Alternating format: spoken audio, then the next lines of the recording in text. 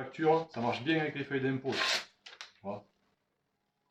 Salut, c'est Juju, bienvenue sur ma chaîne. Aujourd'hui, petite vidéo, comment on entretient son couteau pour qu'il coupe tout le temps et pour éviter de l'abîmer rapidement.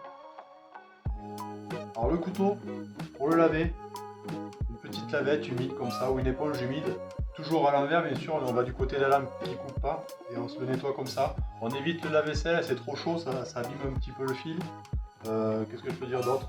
Pas besoin de produits trop abrasifs. Souvent en cuisine, quand on travaille du poisson ou quoi, on a des écailles qui se collent. Et alors ça, pour l'enlever, ou on frotte comme un fou avec un abrasif et on risque de se couper. Alors on prend juste le dos d'un couteau comme ça, et hop, on décolle un petit peu nos écailles, et hop, on le rince comme ça. Pas de la vaisselle. Alors, moi je vous conseille, pour les pros, c'est tous les 3 à 6 mois, vous allez chez un affûteur, il vous fait un super fil, et par contre après tous les jours, on entretient avec un petit coup de fusil comme ça. Alors je vais vous montrer ma technique, c'est la technique de mon affûteur. Vous voyez, comment expliquer facilement.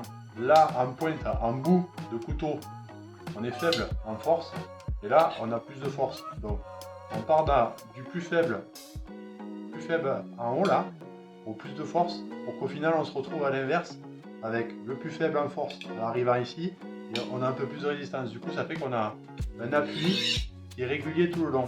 On incline notre lame à peu près à 30 degrés, c'est ce qu'il me préconise de faire, et on descend, un coup d'un côté, un coup l'autre.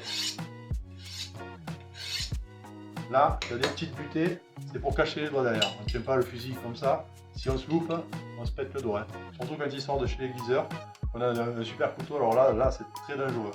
Et on y met un petit coup comme ça, pas besoin d'en faire pendant 1h30 à taper, aller vite. Il suffit de faire des bons coups, une bonne pression, et 3 coups de chaque côté, ça suffit. D'ailleurs, j'ai fait une petite facture qui traîne dans là. On prend un avis d'imposition, une facture, peu importe. Et voilà. Là, on a un couteau qui est bien entretenu, qu'on entretient régulièrement. Ce qu'il faut faire, ce qu'il ne faut pas faire.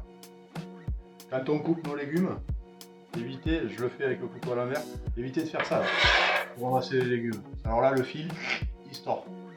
Un fil tordu, c'est un couteau qui coupe plus. Donc jamais à négliger, jamais couper sur l'inox. Alors là, vous prenez un couteau de pâtissier, un couteau de tour, c'est fait exprès pour couper les croissants, la pâte feuilletée sur l'inox ou sur les marbres. Les couteaux, c'est des pioches. Vous prenez un oignon, il s'écrase. Il n'y a même pas de tranchant, il n'y a rien, c'est fait exprès. Un couteau de tour qu'on appelle. Ça ressemble à un éminceur. Si vous avez un vieil éminceur, vous prenez un vieil éminceur, un gros couteau comme ça qui ne coupe pas, et vous en servez pour couper sur l'inox, ou souvent j'en vois comme ça, avec la pointe du couteau pour couper le papier film. Mais c'est pareil. Là, l'inox contre le tranchant du couteau, ça ne coupe plus du tout, quoi. Comme je dis, donc pour les professionnels, tous les 3 à 6 mois, vous allez chez un affûteur, il vous remet un fil d'aplomb nickel. Après, pour les particuliers à la maison, quand on s'en sert forcément beaucoup moins, avec tous les ans, voire tous les 2 ans si on l'entretient bien, avant l'utilisation, hein. Hop, hop, hop. Et là, on peut couper comme ça. On évite de les mettre dans les tiroirs. Et d'une, pour pas se couper quand on va chercher un couteau ou un ustensile. Et de deux, comme je vous ai dit, faire contre fer, si la lame dans le tiroir elle tape une autre lame ou quoi, on perd du fil. Donc voilà, petite vidéo, comment donner un bon coup de fusil à ces couteaux. On me l'a souvent demandé, mais comment on fait pour avoir des couteaux qui coupent toujours? On va chez l'affûteur, forcément, c'est pas mon métier. Alors j'ai essayé des pierres à affûter, avec un fusil diamant aussi. Un fusil diamant, on arrive à garder un fil un peu plus long, mais c'est abrasif, donc ça use le couteau à la force, et si on le fait mal, mais ça coupe toujours mal. Le mieux, c'est d'aller voir un professionnel qui vous aiguise votre couteau, et vous l'affûtez comme ça un petit coup régulièrement avec un petit fusil qui est assez fin et qui va garder le fil droit. En fait, c'est juste ça permettre à garder le fil qu'on vous fait, ça permet de le garder bien droit. C'est pour ça qu'il faut être régulier. Quand on compte 3 coups d'un côté, on met 3 coups de l'autre côté. Si on en met qu'un et 2 de l'autre, le fil il se tord, et à force de se tordre d'un côté, se tord de l'autre, se tord d'un côté, se tord de l'autre, tac, le fil il casse. Il faut imaginer que c'est très fin et que c'est super fragile. Donc voilà une petite vidéo, une petite vidéo conseil.